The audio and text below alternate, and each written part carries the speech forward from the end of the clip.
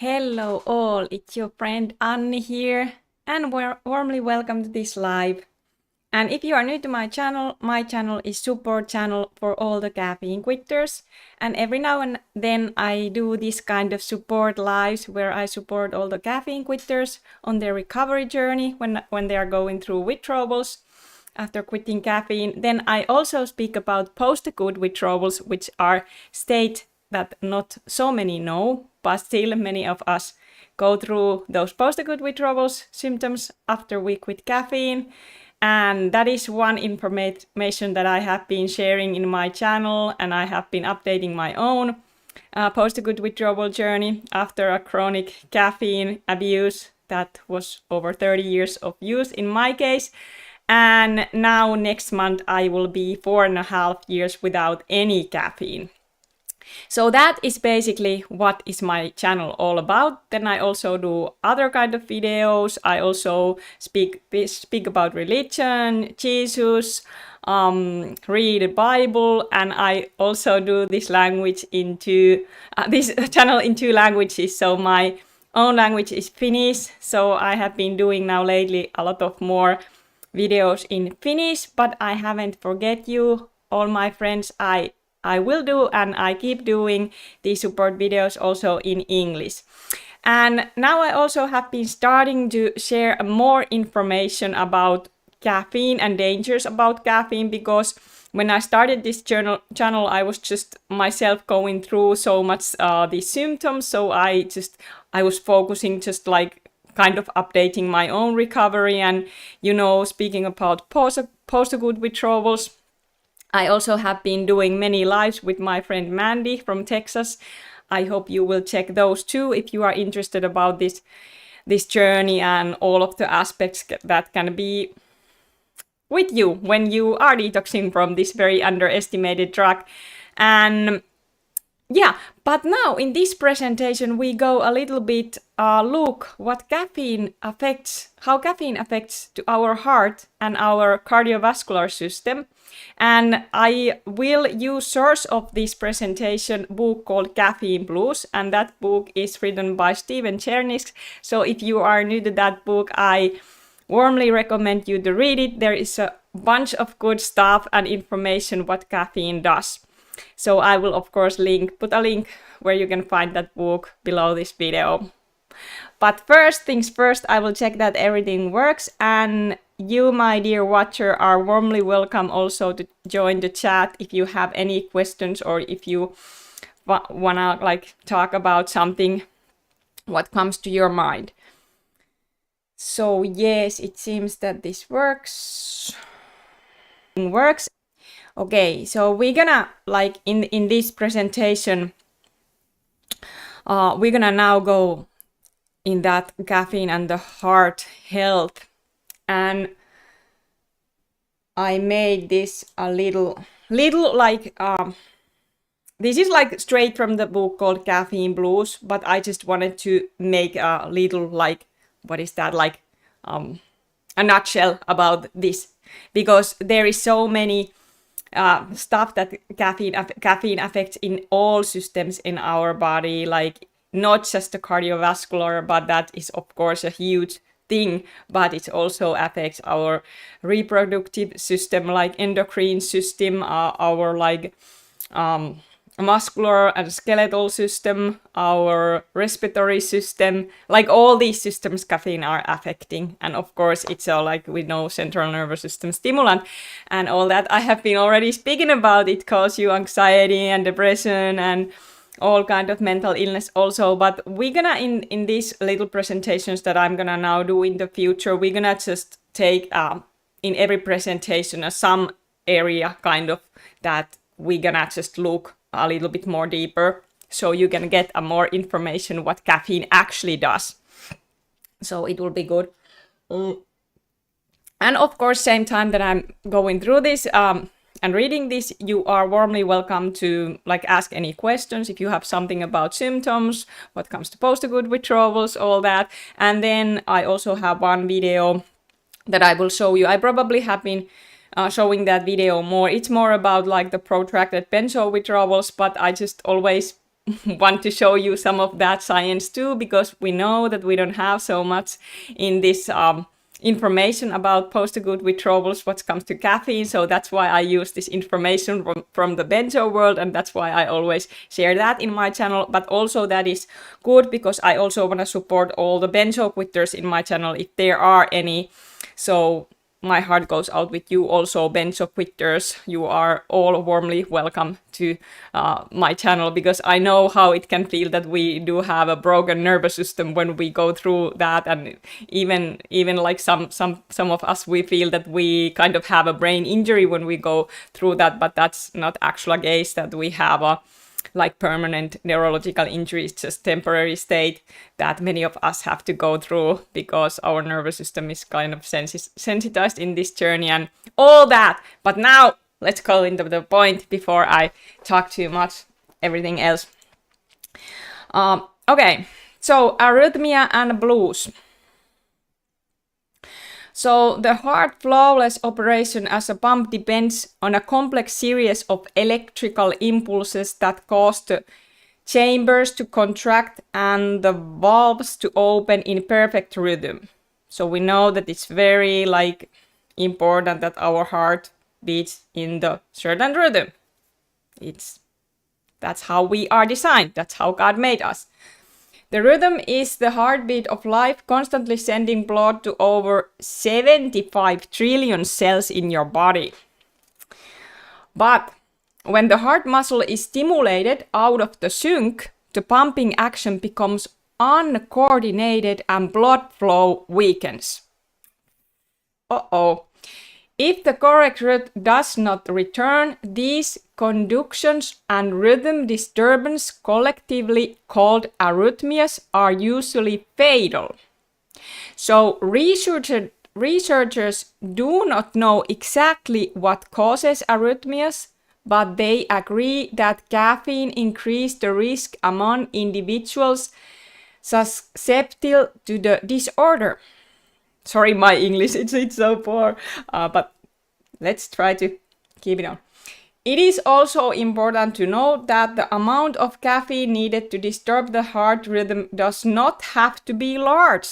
It doesn't. People always, and it's about, it's always the amount you use. I'm like, no, this is about caffeineism, about chronic stress that we are putting in our body that have side effects, long-term effects. People doesn't get it, but now it doesn't have to be large. A daily intake of less than 3,000 milligrams has been associated with the higher occurrence of arrhythmias.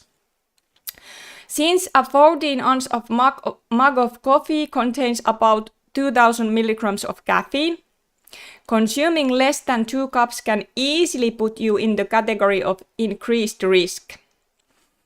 Even in healthy individuals, the combination of stress and fatigue has been shown to increase the risk of arrhythmias.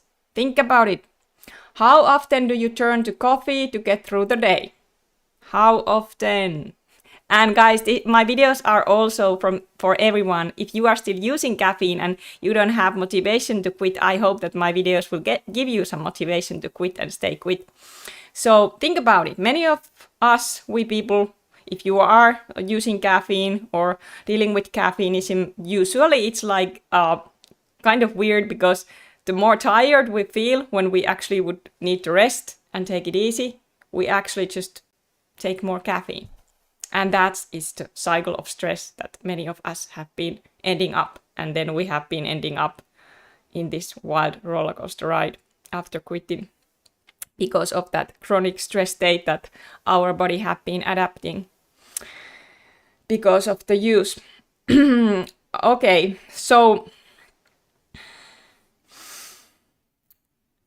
then the resulting strain on your heart can be significant.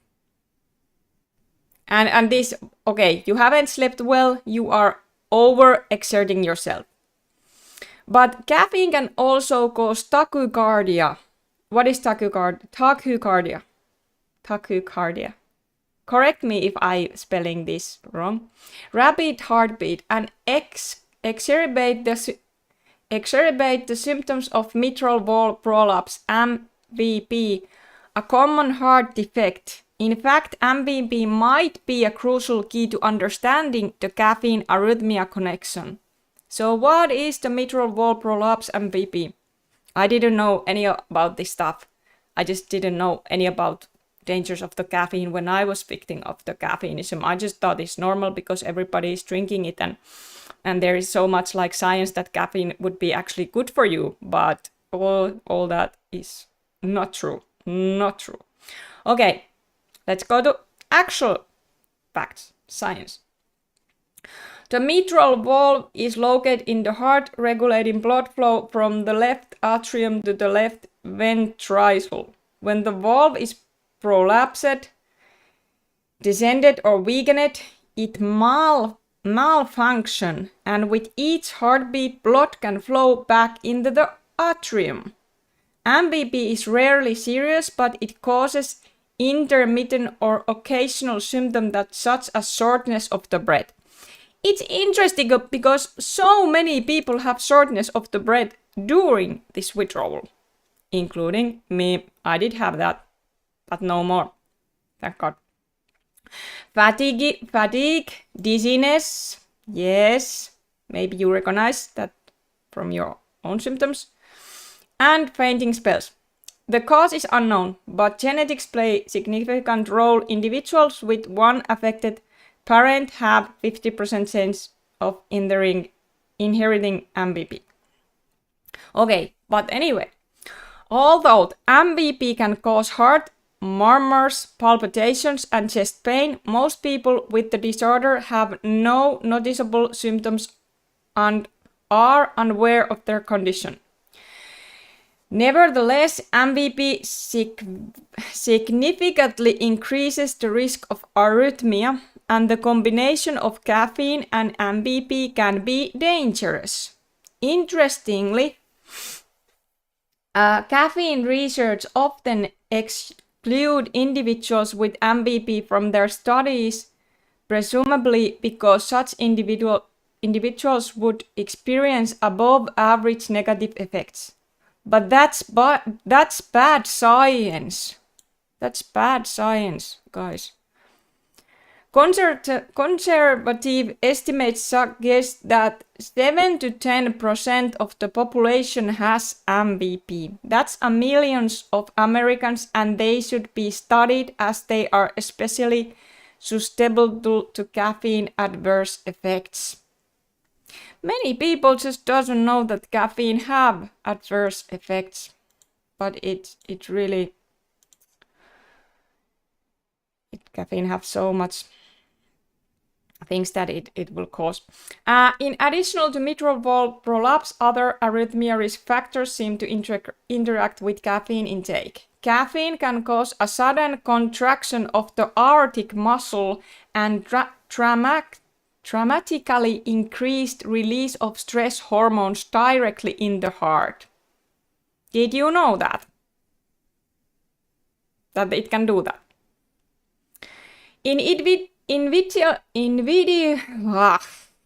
Individuals whose arteries are already partially blocked, such events can trigger arrhythmias and heart attacks.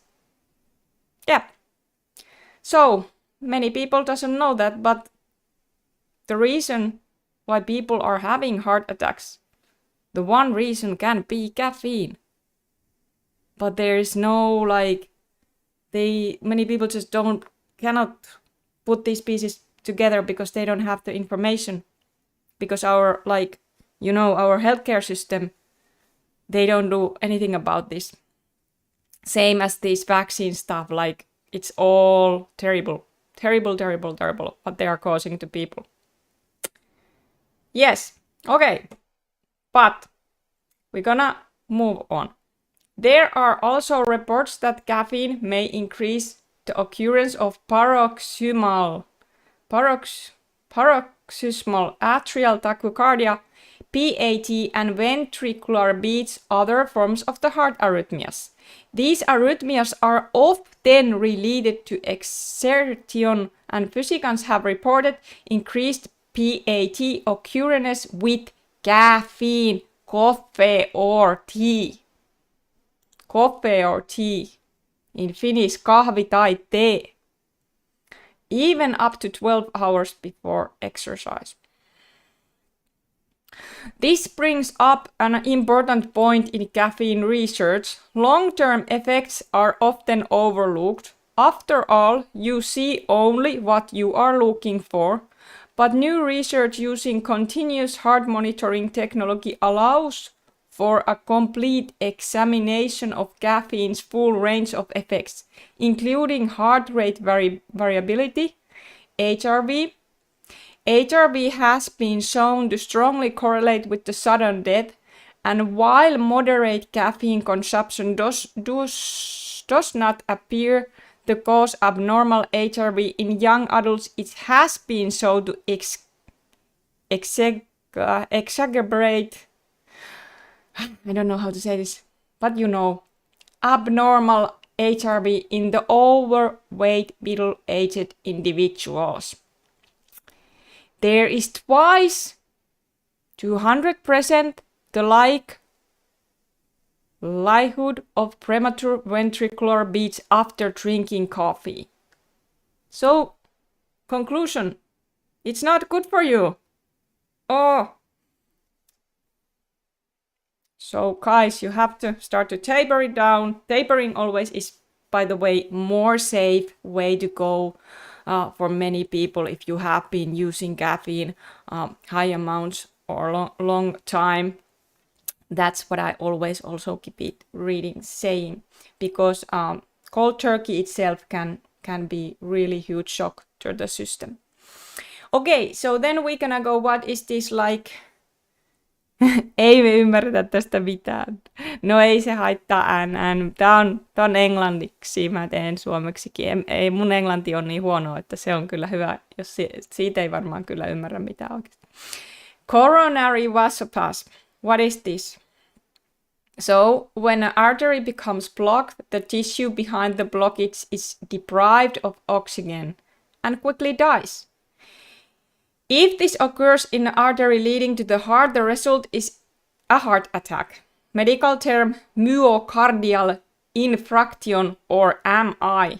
If the blockage is in artery leading to the brain, it causes a stroke. In both cases, the primary cause of the blockage is the narrowing of the artery due to plaque buildup, a process known as atherosclerosis. Horrible word. In Finland also, and this is horrible. Atherosclerosis in Finnish. But anyway, often the fatal combination is atherosclerosis and blood clot that gets locked in a narrowed artery. But in about 20% of the fatal heart attacks, autopsies reveal that the victims had clean arteries. Okay, what that means. What caused the blood and thus oxygen to be blocked from the heart, leading to the massive cell death and heart attack? What does cause that then, if the arteries are clean? Often the cause is a spasm in one or more arteries leading to the heart, known as coronary vasospasm. This event can block blood supply as effectively as a clot or atherosclerosis. Okay, and what's that do with the caffeine? You should know that the risk of such strategy is partly related to your caffeine intake. And now, the next one, with the black text. Pay attention. In fact, caffeine contributes to a coronary vasospasm in several ways. We know that caffeine, by stimulating the release of the stress hormones, lowers the threshold for stress, so that situation that might otherwise be manageable becomes stressful. And this is a huge thing. Many people doesn't know that necessary their life doesn't have to be so hard and stressful. But because they have been in the caffeinated state and adapting in that state, everything just become harder, even those things that necessary have to be so hard. because it's just, we have so much of that allostasis stress load going on. But anyway, with this caffeine-induced stress amplifier, the risk of vasospasm increases.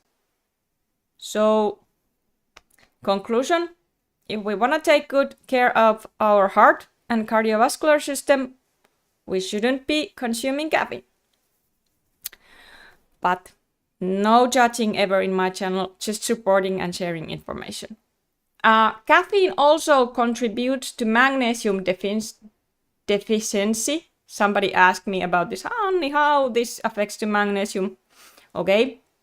So a condition that makes arteries more prone to spasms. In a typical vicious cycle, the combination of caffeine and stress worsens low magnesium levels. Of course, because magnesium helps your muscles to relax, and it's very important that you have that natural like magnesium balance in your body. And all minerals, of course, have to be in balance. Additionally, if there are plaque deposits in the arteries, the tendency for spasms increase significantly, raising the overall risk of a heart attack. And that's what is something that we don't want. On the other hand, it is important to understand that the entire scenario of magnesium deficiency, elevated stress hormones, and hypersensitive arteries can be a silent. Do you know that many people, they just consume caffeine all their life, and they have these all issues, but because they are able to kind of just, go on, and when they start to age, they just think that, oh, maybe this is just because my old age, and maybe I have this memory illness or memory disease, Alzheimer or Parkinson. Maybe it's just old age.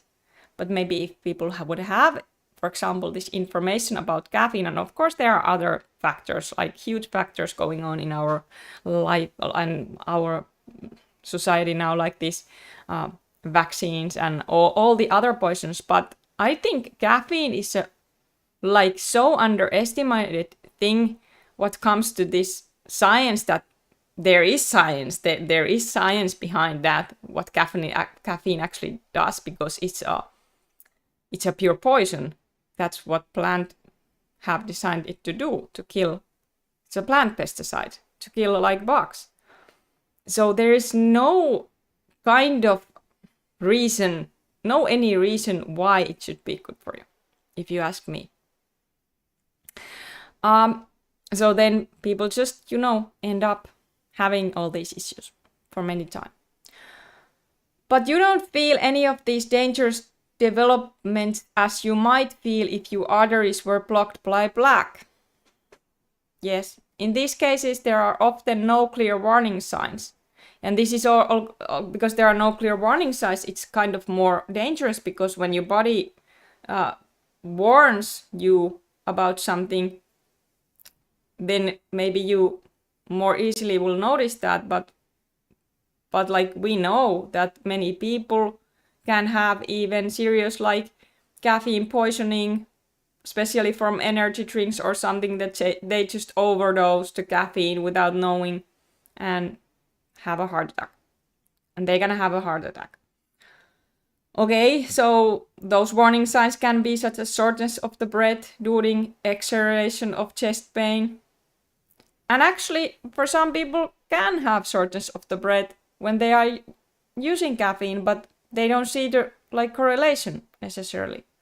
But studies show that an individual prone to vasospasm may have completely normal electrocardiogram and be asymptomatic until they end up face down on the pavement after their morning jog. Then there is a little bit this homocysteine. I read this part also. We are not going to go all this information now in the one live that I have what caffeine does, because it would be just like these lives would be just too long. So that's why I have been decided that I'm gonna just do this little informational packages same time that I will do these support lives to you, and then you can comment above this video how do you like about these things that I'm sharing this kind of way, this information. But of course I recommend you to read whole book by yourself, so you don't have to listen to my poor English that is not probably so nice to listen. But anyway, homocysteine, what is that and what does it do to caffeine? What does it have to do with caffeine and what does it matter? In early 97, the American Journal of Clinical Nutrition published a study confirming a strong link between coffee consumption and elevated levels of biochemical substance in the blood called homocysteine. It's basically like byproducts of some amino acids, if I remember right. Elevated homocysteine is a potent factor not only in the heart disease but also in stroke, miscarriage, birth defects, and possibly Alzheimer's disease. And the data is undeniable. A large study group over 16,000 people, nearly evenly split between men and women, was evaluated, and researchers were careful to rule out variables like smoking, vitamin intake, and cardiovascular disease history. The study conclusion is definitive and crystal clear. As coffee consumption increases, so does the dangerous homocysteine levels in the blood.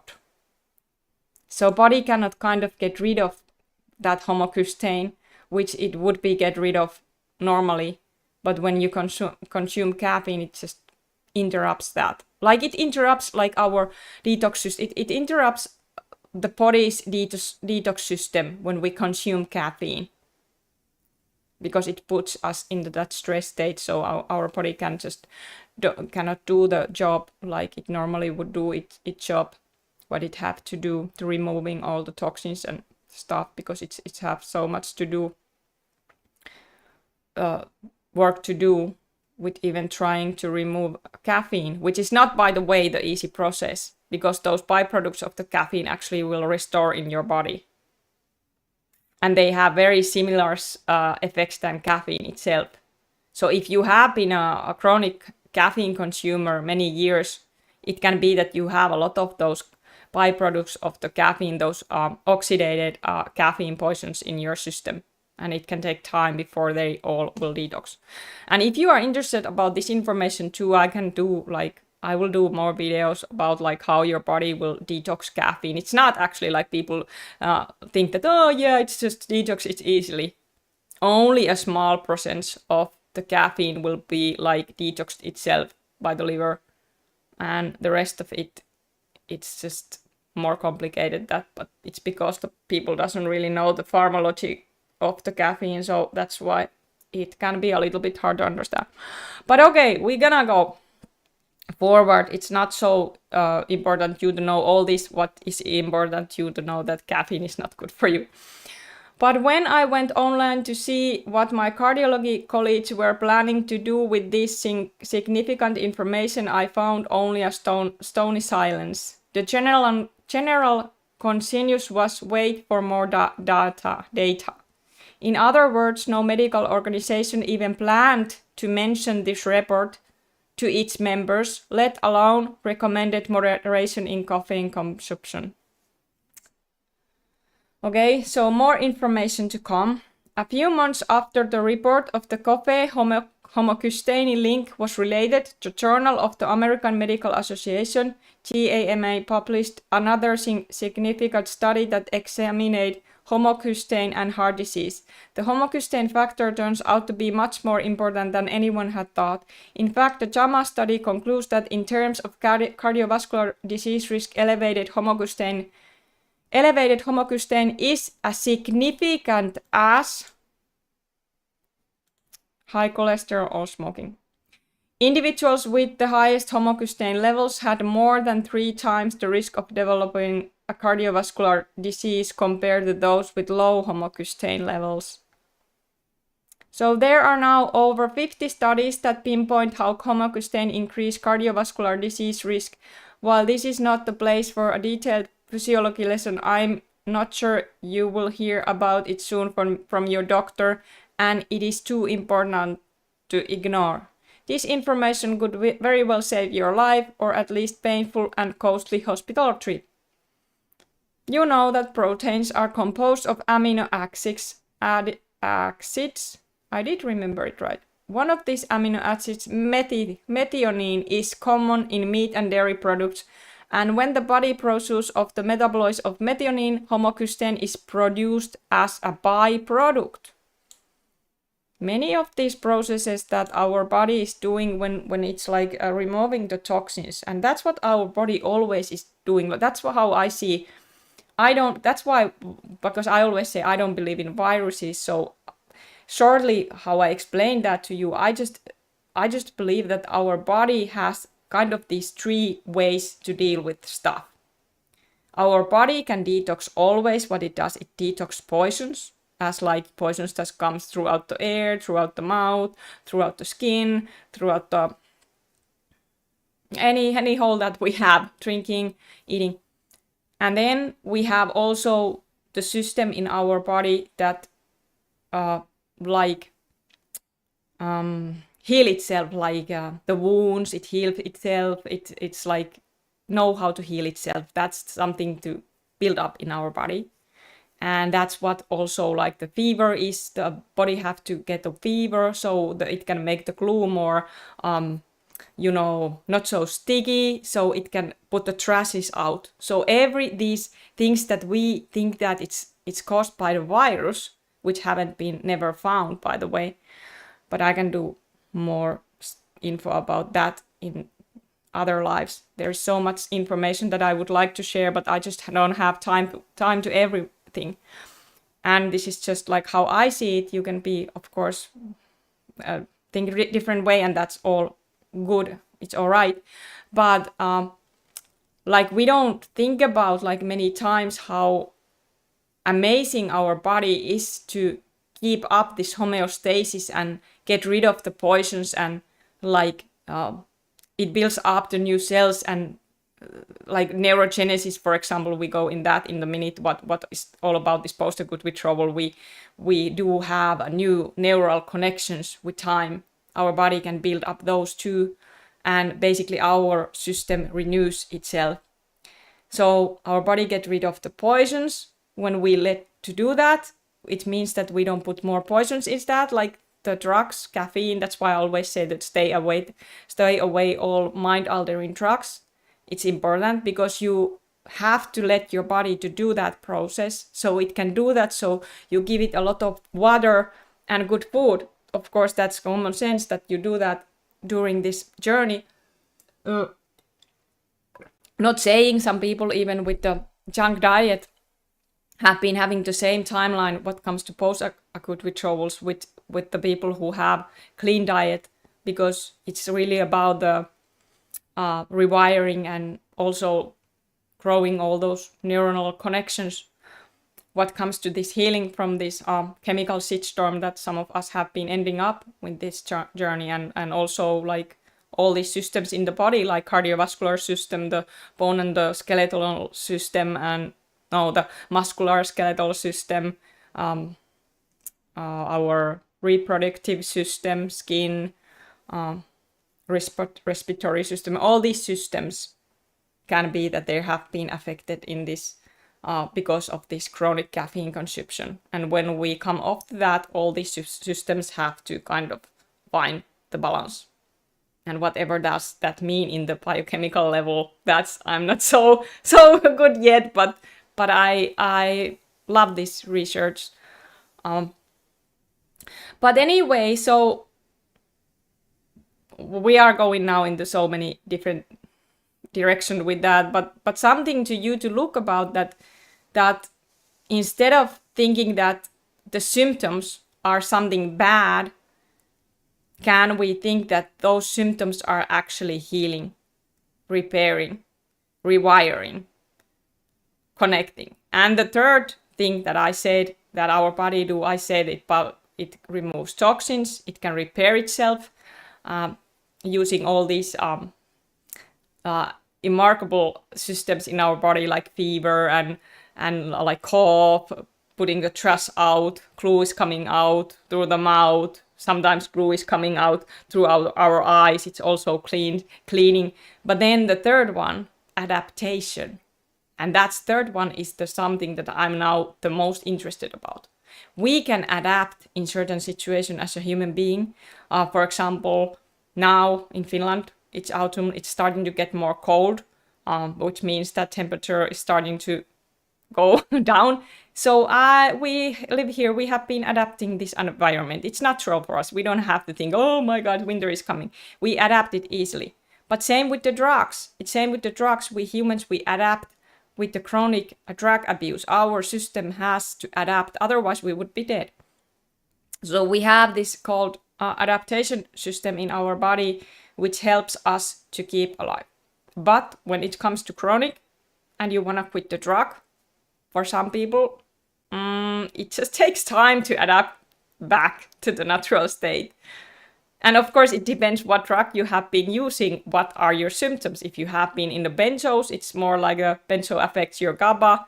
Actually, caffeine affects your GABA too, what comes to neurotransmitters. But more likely people will know, like caffeine, we know that caffeine affects our adenosine receptors because it's bind to adenosine. And that's why when we quit caffeine, we feel so tired and exhausted. But it's more than that, because those neurotransmitters work in together and caffeine affects like all of them. But okay, let's go with this and then we go a little bit neurotransmitters, because I always love to speak just neurotransmitters. I just want to learn about neurotransmitters. But anyway, you don't have to listen to this because probably you already know this.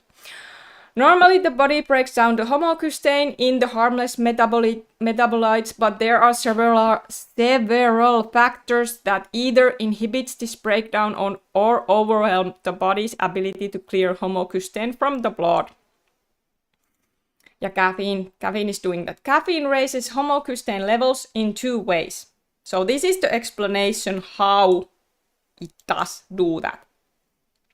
We know that removing homocysteine from the blood requires optimal amounts of folic acid and B12 and B2 vitamins.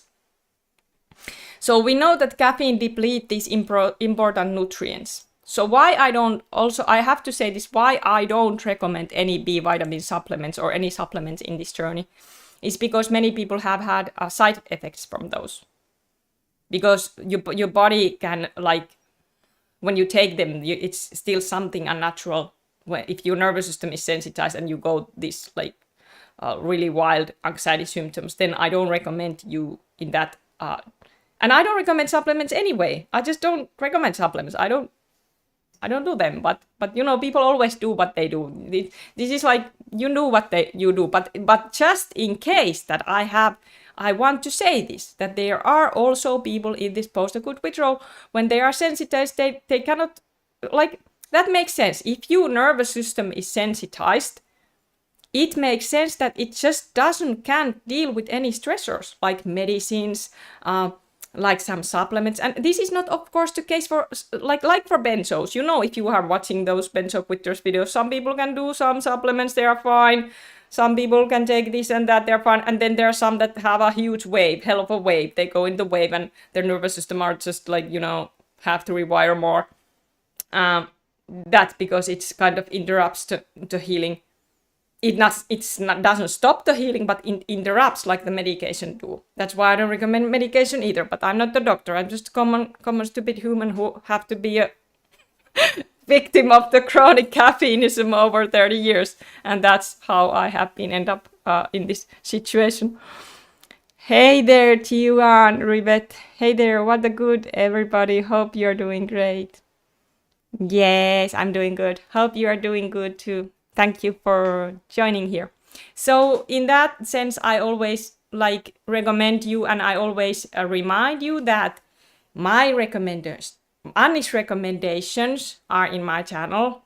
You just eat good food, you drink water, and then you move as much as your body can tolerate, and then you stay away from all the mind-altering drugs. But I also know that there are people who are watching my live that also have been using all kind of other drugs and maybe benzos and stuff. So every situation is different. If you cannot quit all the drugs at once, you do what you can. Remember that. And if you end up in the too suicidal place, always contact your hospital. That's also what I have to remind. Then if some people need to take medication going through this, that if you have too much anxiety, that it's gonna take you in the suicidal place that you think that you cannot tolerate. And I don't know, it's hard. It was hard to me too, but I was just so stubborn that I knew that I rather die than start to put medications in me. But just to reassurance you that you do what is best for you and what is possible to you. Okay, so secondly, caffeine seems to interfere with the normal breakdown of the homocysteine. Normal breakdown, which would be in the normal state when we don't take any of these poisons. On the other hand, a diet rich in meat and dairy tends to overload the system. Combine these two and you are in the real trouble. For me, I want to just say in the diet, for me, it's the meat-based diet just works for me, but I don't argue if somebody wants to, during this process, if you feel that, of course, it can be, when your nervous system is sensitized, any food can, for me, it was like, I couldn't just tolerate any foods, no matter what I tried. I tried all kind of diets, carnivore, keto, just alkaline diet, very alkaline, not meat, trying to, use different kind of for example, like lemon water to neutralize those caffeine byproducts of the caffeine toxins and stuff. But for me, the symptoms always stuck on. So then I realized it's just time. And like many of others, if you're watching my videos and you see people who comment, they all say the same, it's just time. But what is so something that I would wish that people have this information, that many people are not giving enough time to heal fully. And then they kind of go these side roads when they start to take something. People are not always fully honest. They start to take chocolate every now and then they are wondering why they have still these symptoms over 5 years or something. It can happen. If you're still using some other drug, I don't know how it can affect in every person. It is possible to withdraw from some one drug, staying in another, but I don't recommend that, because what comes to your overall healing, it can be complicated. But of course, you do what is best for you, and maybe if you are using so many drugs, for example, if you are using still smoking nicotine and you are using nicotine, it's good to you to know that nicotine is affecting how body detox to caffeine. If you are smoking and drinking coffee, it affects the nicotine makes your body detox caffeine faster. So if you quit smoking, you can end up that you caffeine consumed just goes more. And that's why I do recommend to quit caffeine first if you cannot quit smoking and caffeine in the same time, and then maybe go off from nicotine later. But just my opinion. Okay, so that's about diet.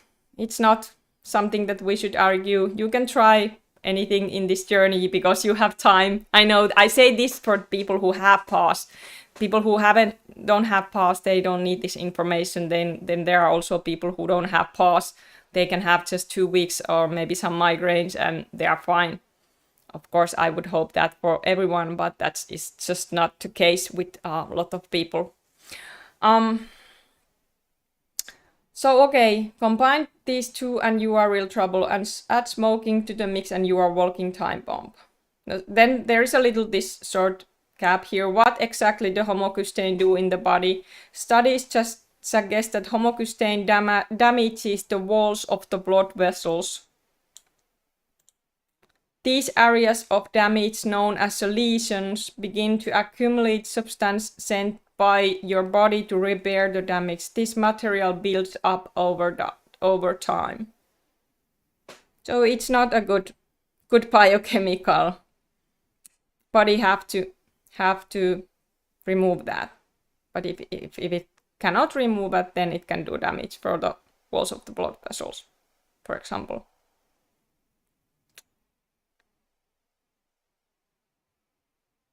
Yes. But this was the little informational stuff, and then I'm planning to show you that we're gonna go a little bit that I'm gonna show you one video, one doctor called Dr. Joseph. Some of you have been probably watching his videos. He is a really good benzo doctor who shares a lot of information about benzo withdrawal and protracted benzo withdrawal and bind. So if you want to get that kind of information, I recommend you to subscribe his channel. I will also link that below. But I just wanna show a little piece of this video, and this is like his explanation, like why some people have protracted benzodiazepine withdrawal. And of course, when I'm myself trying to understand this caffeine stuff, I always like watch this, like what we can learn also, because caffeine also affects in GABA, in all the neurotransmitters. So I hope this can give you some insight. And of course, if you are benzo quitters, this can give you a lot of good information for too. An exaggerated, more prolonged version of the typical benzodiazepine withdrawal, but with some changes. So some things that you'll see in the protracted withdrawal really are similar to a kind of a neurological injury. So people will have tinnitus, really loud, disruptive ringing in their ears. They'll have light sensitivity. They'll develop significant muscle spasms and muscle pain and tightness. They'll also develop sensory problems where they'll feel burning in their skin. It's also characterized by difficulty concentrating and focusing, and there's a lot of pretty severe anxiety and depression. Mm-hmm. Now, the clinical course of a protracted withdrawal is different. It's not this nice linear kind of like we know trajectory towards improvement where, as the months go by, you're getting better and better consistently. It's more, it more happens in waves and windows, as we like to, as is commonly used to describe this in a lot of the benzodiazepine communities. Yes. And what that means is after you develop these symptoms and you start to withdraw from your medication and get the benzodiazepine out and really allow the healing to take place, you will have periods where for 2 weeks to 2 months, sometimes longer, sometimes a little less, you'll have really intense symptoms, and they'll be very disruptive, and there's really kind of not a lot that you can do. I mean, there are some supportive medications that you can give people to make them more comfortable, not just 2 weeks, several months. You have to get through these waves, and then they go away, and you'll feel a lot better. The symptoms will still be there in the background, but you're doing a lot better. But and then you'll have a period of calm, and then maybe for a few months, and then you'll have another wave. And typically what happens is, his channel, as especially if you are benzo quitter, a lot of you'll stories have less of these waves of really intense symptoms, and they'll become lower and lower, and the times that you're healthier will become longer. The time frame for improvement for a protracted benzodiazepine withdrawal is typically a lot longer. Sometimes it'll take up to a year. For a lot of people, it can take up to a year, but sometimes it can even continue to improve over 3 years to 5 years. So it's not really, I say, when we use the word withdrawal, we kind of think about something that's happening during the acute phase of stopping a medication. A lot of people will have these withdrawal symptoms maybe like a year or two after they've even stopped. So protracted withdrawal, I think, is best thought about as a neurological injury that you've sustained, but that your body is able to recover from. with time. That's So good say. Neurological injury that your body is capable to recover. But okay, so this was the information getting warm in here that I wanted to show you. And then also I had a little bit of this what comes to this neurochemistry, because I just was researching this. This is like something that you can agree, disagree. Just remember, this is just something that I was researching, and like how this is kind of like neural connections and the drug adaptations. So like these neurons in the brain and everywhere communicate with each other throughout the synapses that we have, where chemical signals, those are the neurotransmitters, are passed from neuron to neuron to another neuron. So when you use drugs like benzos or caffeine over extended period of time, these neural connection can change structurally. Structures of these neural connections can change and functionally. So this process is part of that we call neuroplasticity, the term that many people know and many people are talking about always, the neuroplasticity, this and that. But who is talking about long-term caffeine use and neuroplasticity? I don't know. I will speak about that. Okay, so the brain's ability to adapt and reorganize its connections is response to experience, including drug exposure. So we're gonna go a little bit what that does, like in caffeine withdrawal, for example. So caffeine, you know that it blocks this is just like one information. Like caffeine blocks adenosine receptors, which reduce the brain ability to experience fatigue and promotes wakefulness. Over the time, brain compensates by increasing the number of adenosine receptors at synapses to counteract caffeine effects. This increased number of the receptors leads to tolerance. So what it does mean in the synapsal changes. So although the structural changes in the synapses are not as dramatic as with benzos, but I think they are. Actually, I think they are. Like if you have been using caffeine high amounts and long term, it can be like way more complicated than people think. There are still significant synaptic adaptation. The brain's neural circuits related to sleep regulation, alertness, and fatigue adjust by altering the number of and sensitivity of adenosine receptors. So those receptors can also kind of like lose their sensitivity over time if you're using the drug. Meaning that they're like kind of, they are getting used to that chemical is coming there. Kind of they loosen their sensitivity, how they normally function. So, okay, I will take your comment.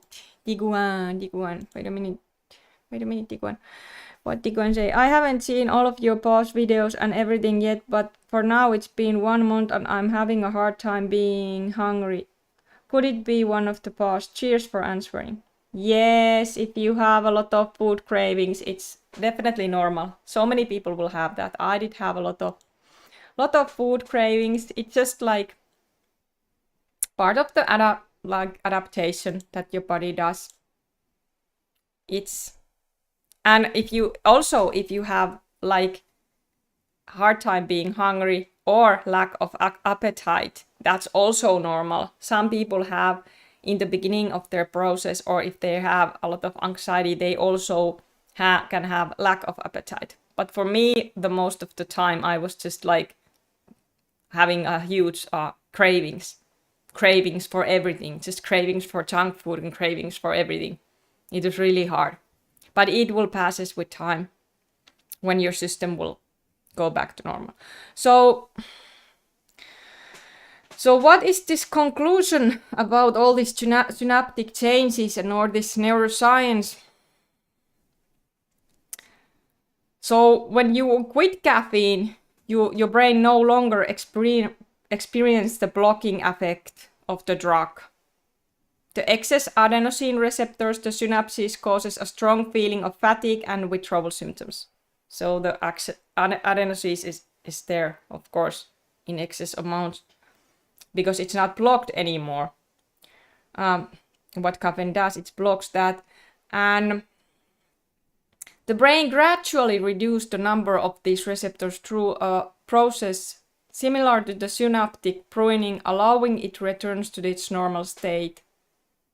Then I asked why this, like, it's just like in benzos, the brain undergoes neuroplastic changes during caffeine withdrawal, but it takes time for synaptic connections to normalize and for adenosine receptors to return a pre-caffeine state, as all other neurotransmitters do that caffeine are affecting, like GABA and like all those stress hormones. It just takes time before our nervous system calms down and all things starts to work. And while we are insensitized and have these anxiety symptoms, that's why we are like, one thing that I said, I don't know if I said in my Finnish live but I said it one live, that I almost felt when I had so much anxiety in the beginning, and it was long time, that I almost felt that I don't have nervous system. It just felt that everything just go through your system and you are just oversensitive, like shower, lights,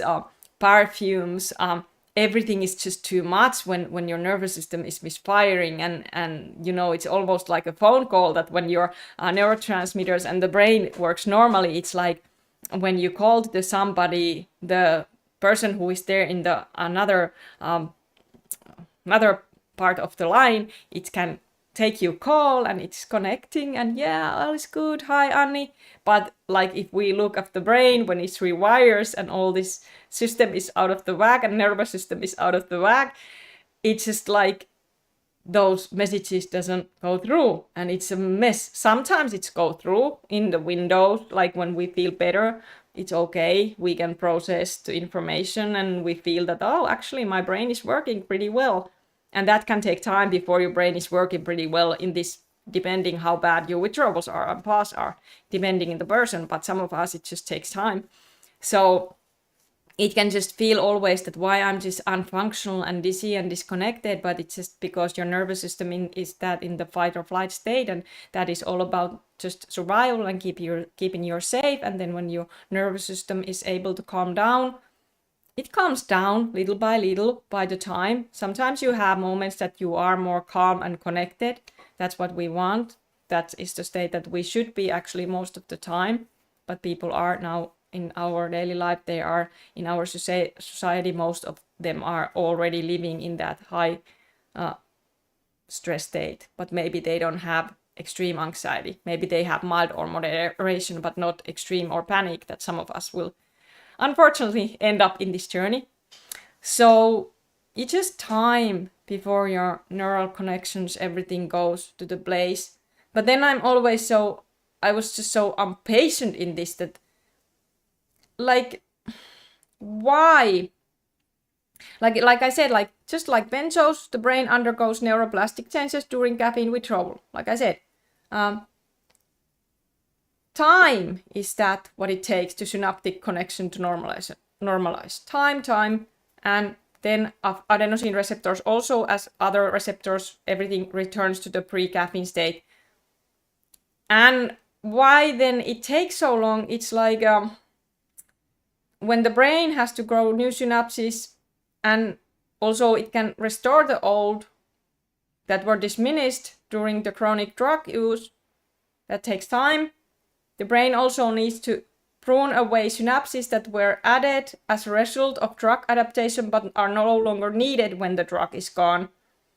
And rebalance all the neurotransmitters, so the brain has to adjust neurotransmitter production and receptor sensitivity. Also remember, those neurotransmitters, receptors they are all over the body, not just in the brain. Like GABA and adenosine and all that, those are in many places. Like for GABA receptors, we also have a lot of in our in gut. They say that our gut is our second brain. So that's why, and caffeine affects like highly in our digestive system so badly. That's why so many people have so much digestive issues in this journey. And I will do another presentation for just about that how caffeine affects your digestive system and how it causes you IBS and chronic, Crohn disease, IBS, all these stomach wound, all this stuff that caffeine is causing. I will do another presentation for that because it's important information. But about this neuroplasticity, basically, so it's neural recovery. There's a gradual process which explains why withdrawal symptoms can last so long after stopping the drug. But brain, which is very important, is constantly reshaping itself. But it takes time, and not just the brain, everything. Not just the brain, but we know it's always like those neurotransmitters, those little messengers will give those information to the organs in our body. They all works in the perfect balance. So when let's say that, but that's about this neural information pretty much. But if we try to put all in the common sense, it doesn't have to be this kind of complicated information that we don't need to know. But if you, like for example, you go in the walk and your brain is you are seeing something is coming, your brain can see that, okay, is there a danger? And if your stress hold system, your HPX works normally, it knows, oh, it's not the bear, it's just like something not dangerous. Your brain will know. Your nervous system works normally. It knows, it's not a danger. Okay, I don't have to worry. I can just calm down and keep walking. But when your nervous system, in this state that many of us are sensitized, before everything starts to work on, it can be that everything feels a threat. And that's why so many people have so much intrusive thoughts and just they explain it like it's constant terror and fear, that I had that too. Like this is not to scare anyone. This is just like some of us who have high anxiety, and you can have like a mild or moderate or extreme or panic. It's different for everyone. But some of us who had like this really bad anxiety, it can just feel like that you are in constant fear, and you can be like agoraphobic, like you cannot leave the house, and you cannot like deal the noises of the cars, or you cannot drive. You have so much like all these sensory issues, just dizziness, brain fog, DBDR, all these are normal, or these are temporary.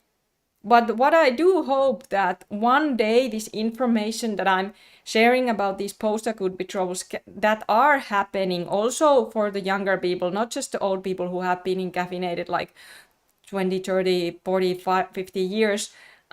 It's just the state that some people will get and some are not, but it's not still that it doesn't mean that caffeine is good for anyone. Even if you don't have long withdrawals, which is of course good, I still recommend you to stay caffeine free and just like keep up the good work being free, because when you go older and older, and if you keep using caffeine, I'm pretty sure that it's doing, because it's a poison, it's doing something. It's not anything good. And those of you who are still on the journey, don't compare yourself to others. Try to just focus your own journey. I know that there can be a lot of like, it can be hard if you start to compare you, or what I felt that I didn't want to hear any scary stories, or I just wanted to focus in the positive and just like doing what I can. And I always try to do something. Sometimes if I couldn't like, work out or doing anything harsh because I have so much fatigue and depression and anxiety, I just do some like little things, what I could, walking or knitting or something. And I know that some days it's days that you just watch Netflix. Maybe you have so much stomach issues or disturbance issues in your stomach, or you feel dizzy or disconnected or blah. The blahness is really common in this, that it can be that you just will feel so blah and depressed. That too will go away with time. We are not supposed to live in that way, that we stimulate ourselves in every chance that we have, like many do in our society, that morning you drink like 5 cups coffee in even in the morning. And here in my country, we are like we Finns are the most caffeine consumers in the world. So that's also, I have been wanting to share this information in my own language now, because we don't here in Finland, we are a small country and we don't really have this kind of information. Nobody is really not sharing this, and like we know what the mainstream media is doing, it's doing the opposite. It's doing the opposite with the full force.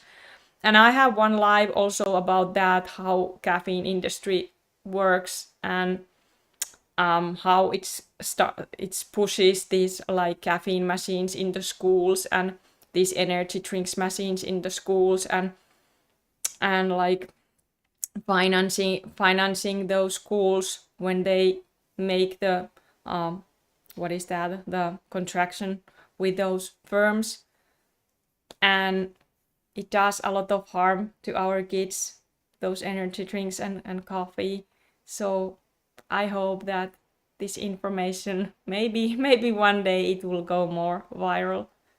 But what do you think about this live? Do you have any questions now what comes to PAWS? Or one thing that I also want to say, there are some people who does kindling a lot, which means that you quit caffeine or some other drug. This is the more information that I have get from alcohol users, but it also important to share.